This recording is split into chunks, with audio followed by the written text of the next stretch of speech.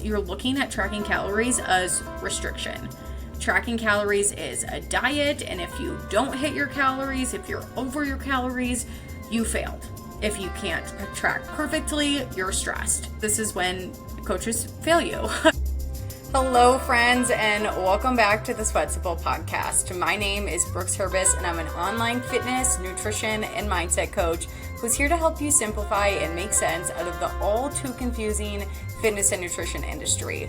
Let's be real, there's a lot of conflicting information online, and it can be hard to know what's legit and who to trust. In every episode, I'll be sharing the science and psychology behind health, fitness, and long-lasting behavior change. But I'll also be sharing real-life practical application, because all of the best info in the world only matters if you can actually apply it to your real life.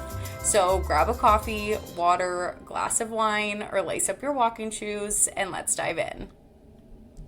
Hello, you guys, and welcome back to the Sweat Simple podcast. We are out of our goal setting, visualization, start of the year content, and we're moving into more of that tactical, approachable advice to help you really start to implement some of these things in the new year.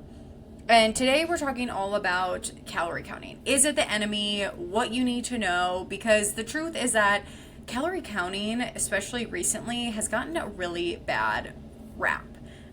People are really demonizing it. People are saying that it is disordered, that it completely eliminates your ability to, listen to your hunger cues, and that, no one should be tracking macros, and a lot of really negative things. And I do want to start by saying that I don't recommend calorie counting for everyone.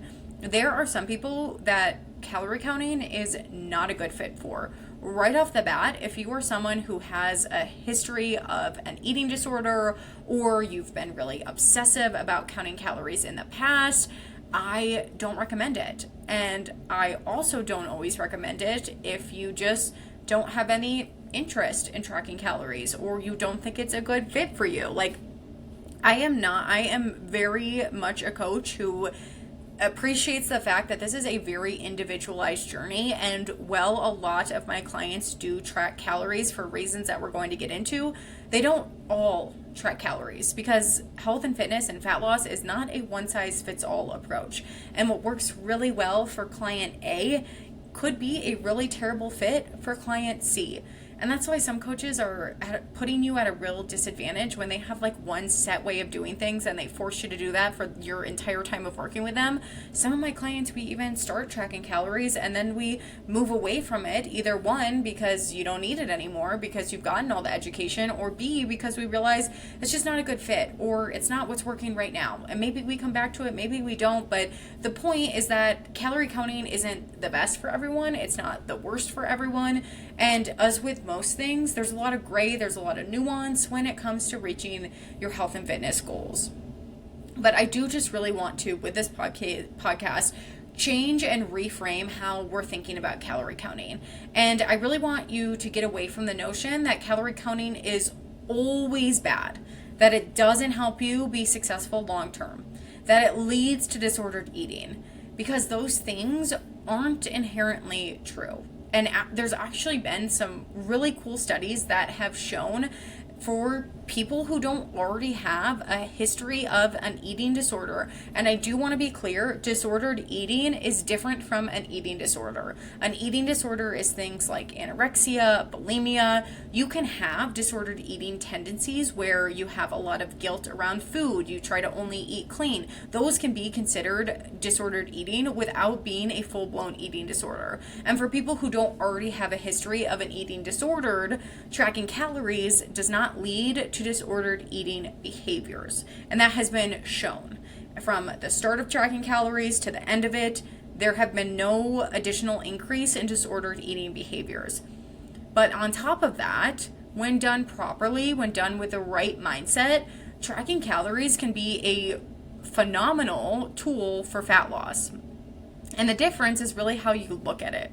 Right now, you might be tracking calories if you're someone who hasn't seen success with it, if you're someone who hates it, if you're someone who feels like it doesn't work for you, it's probably because right now you're looking at tracking calories as restriction. Tracking calories is a diet, and if you don't hit your calories, if you're over your calories, you failed. If you can't track perfectly, you're stressed. The list goes on and on. And to be honest, this is when coaches fail you. This is when information on social media fails you by only giving you a calorie or a macro target and then sending you on your way and saying good luck, which is why my coaching doesn't stop there. That's why this podcast isn't going to stop there, because just looking at calories as some target you need to hit, and if you don't, you failed, that is what isn't helpful long term. It's not calorie counting specifically, it's how you're using it. So instead, I want you to look at calorie counting as education. When you track the calories of something, you're learning more about the food that you're eating, what a proper portion size of it is, how it can fit into your overall day of eating, how many calories it takes up compared to how full it keeps you, how much protein is in it. All of this is just education. You don't fail when you eat something high in calories. You don't fail when you go over your calories.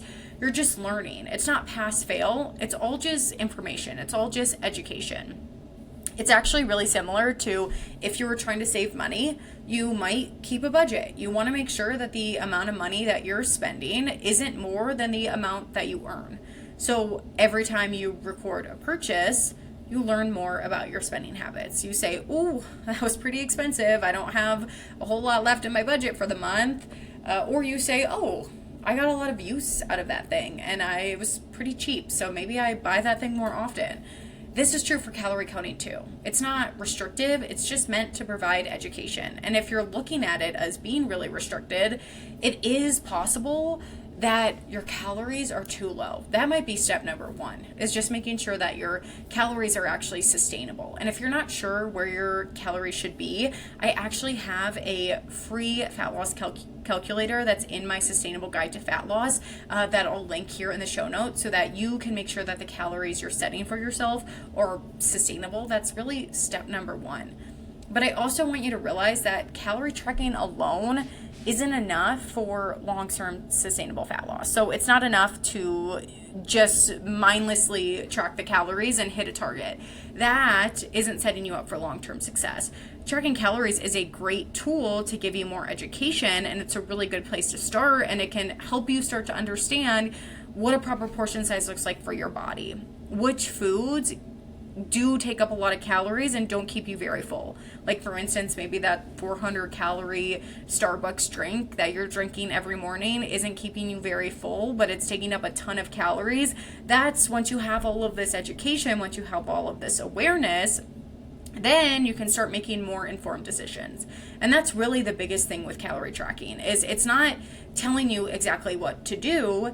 It's not telling you how to eat. It's giving you more education, more awareness so that you can start to make more informed decisions moving forward. It's still your choice if you get the 400 calorie Starbucks drink, but now you know that when you get the 400 calorie Starbucks drink, staying in a calorie deficit is probably going to feel a little bit harder for the day. And that's what it's about. It's about being more informed. It's about having more awareness so that these decisions to reach your goal, whatever your goal might be, start to feel like they have more of a purpose, start to feel easier as time goes on. But again, calorie counting is really just a great place to start. A really good fat loss program should not just be giving you a calorie target and should not just be giving you a macro count. It should also be teaching you about things like building balanced plates, mindful eating, and how to get back in touch with your hunger cues, how to not feel guilty when you go over your calories, and how to ditch your all or nothing thinking that can pop up a lot of the time. But the first big shift in all of that extra mindset work often comes from how you're viewing calorie counting and if you're seeing it as education, not restriction. So just to recap, calorie counting, not inherently bad, not the best approach for everyone, but we might just need a reframe of how you're looking at it. It's not about restriction. It's not about keeping you on a diet. It's just about giving you more education. It's also really important to remember that calorie counting is step one. Understanding portion control is step one. For long-term sustainable fat loss, we need to be taking it a step further. And we also need to be thinking about things like balanced plates, mindful eating, and your overall relationship with food. So I really appreciate you guys tuning in, listening every single week. If you haven't already, be sure to leave a review or share this episode on your stories. I pick one person every month to win a 60-minute power hour with me to do a full audit of your current fitness and nutrition routine. Thank you guys so much for listening to this episode, and I will talk to you all next week.